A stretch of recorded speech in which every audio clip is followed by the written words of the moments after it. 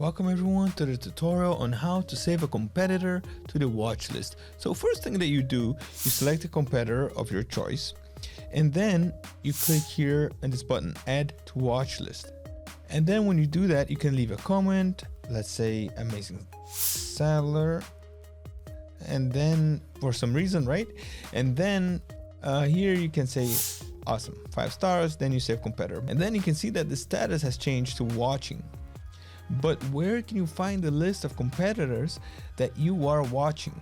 So you come here on the left side, then you click here my competitors, and then you have a list of eBay competitors and a list of AliExpress competitors. Then here you can see the store name, the rating, comment that you left, date added, then you can edit and delete it.